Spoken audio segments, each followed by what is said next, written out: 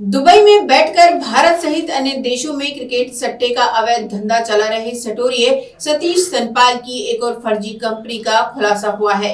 SIT की जांच में ये खुलासा हुआ है। इसी के साथ सनपाल की फर्जी कंपनियों की कुल संख्या बढ़कर 14 हो गई है। एसआईटी ने अमित शर्मा के नाम पर एक और फर्जी कंपनी का पता चलने के बाद जेल में बंद अमित से पूछताछ के लिए कोर्ट में अर्जी दाखिल की है। दुबई में बैठकर भारत सहित अन्य देशों में क्रिकेट सट्टे का अवैध धंधा चला रहे सटोरिये सतीश सनपाल की एक और फर्जी कंपनी का खुलासा हुआ है। एसआईटी की जांच में इसका खुलासा हुआ है। इसी के साथ सनपाल की फर्जी कंपनियों की कुल संख्या बढ़कर 14 हो गई है। एसआईटी की जांच में पता चला है कि यह फर्जी कंपनी सतीश सनपाल के राइट टाउन स्थित ऑफिस का काम संभालने वाले अमित शर्मा के नाम पर दर्ज है। अमित फिलहाल जेल में है। एसआईटी अब इस कंपनी के बैंक खाते और ट्रांजैक्शन की जानकारी जुटाने में लग गई है। एसआईटी शीघ्र ही जेल में बंद अमित शर्मा से पूछताछ करेगी और ये जानकारी जुटाएगी कि अमित के नाम पर कंपनी कब खोली गई और उससे संबंधित दस्तावेज कहाँ हैं, कब और कितने ट्रांजैक्शन उसके खाते से हुए हैं। इसके लिए एसआईटी द्वारा न्यायालय में आवेदन दिया जा रहा है। जैसे ही न्यायालय की अनुमति मिलेगी, एसआईटी जेल पहुंचकर अमित से पूछताछ करेगी। इस पूछताछ में और भी कई खुलासे होने की संभावना है। अब तक की जांच में 13 फर्जी कंपनियों से 1000 करोड़ रुपए के ट्रांजैक्शन की बात सामने आई थी, लेकिन अब इस एक और फर्जी कंपनी के खुलासे से आंकड़े बढ़ सकते हैं। एसआईटी की आड़ में सटोरिये सतीश की सट्टे की काली कमाई को सफेद करने वाले मनोज के बैंक खाते और उसकी चल व अचल संपत्तियों का भी पता लगाने की कवायद शुरू हो गई है। ऐसा माना जा रहा है कि सतीश की सेल कंपनियों से मनोज के खाते में भी रकम हस्तांतरित की गई। वहीं इस रकम से कई संपत्तियां भी क्रय की गई।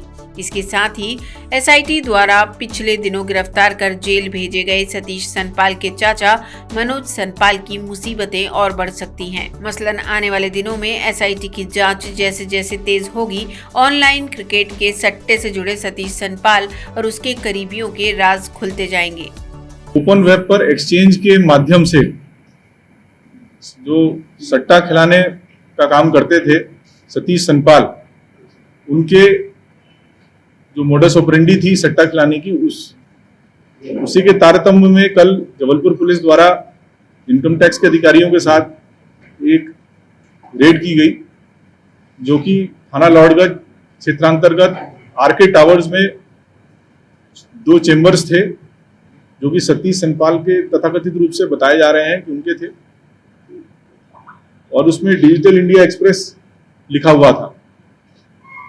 इन चेंबर्स में अलमारियों के 2 लॉकर, डिजिटल लॉकर थे।